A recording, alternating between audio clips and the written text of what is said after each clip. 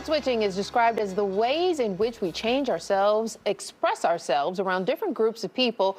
But why do we do it, and is it bad? Yeah, award-winning speaker, best-selling author, and filmmaker Chris Molina joins us now to help demystify the concept. Thanks so much for being here. Yeah, I'm happy to be here. Yeah, we've just been talking about it since the start of the commercial break because it's fascinating because we are all different individuals when we show up for different things. And I didn't know it had the name code masking. Yeah.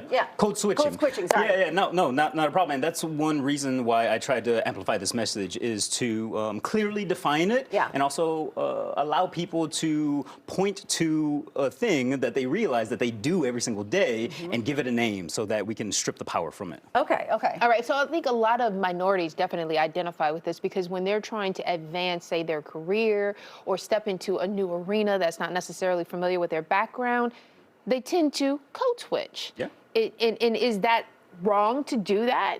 Because shouldn't you be your authentic self? Yeah, and I think that that word authenticity is really interesting to talk about. What does that even mean, being your authentic self? Because me, I grew up in East Chicago, Indiana, from ages 0 to 18, and then I went in the Marine Corps. And whenever I went into the Marine Corps, if you would have known the 0 to 18 version of me, the new Marine Corps version of me sounds different, looks different. I even talk about different things. Okay. About 7 years into the Marine Corps, I was on active duty. My left knee got injured in a training accident, and so I couldn't be an active duty Marine anymore. So I went to Purdue University. This new college version of me, disabled veteran version of me, looked a little bit different, sounded different. I talked about different things, and I can go through all my identities, but right now, one of my biggest parts of my identity is that I'm a girl dad, little 6-year-old girl, Ava Elizabeth Molina. She's my entire world. And girl dad Chris looks different, sounds different. I talk about different things, and it's not that the girl dad version of me is real or authentic,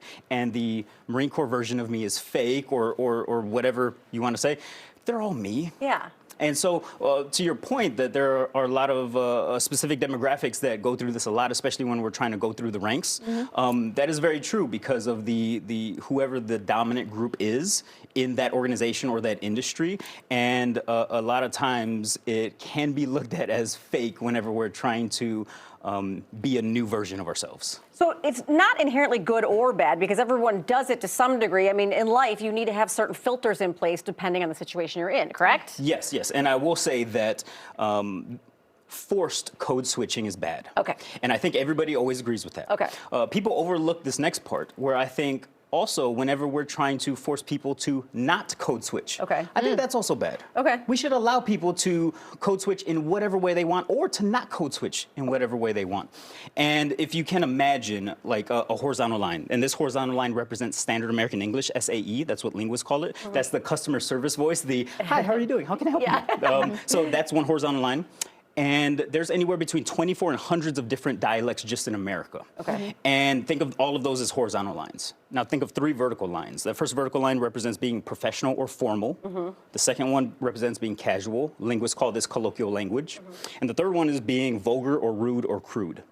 Each 3 of those vertical lines intersects every single horizontal line because you can be professional in every single dialect. You can be casual in every single dialect. You can be vulgar in every single dialect. So whenever we're talking about, yes, we should all be professional, that's one of the filters. That's a stylistic shift. Right.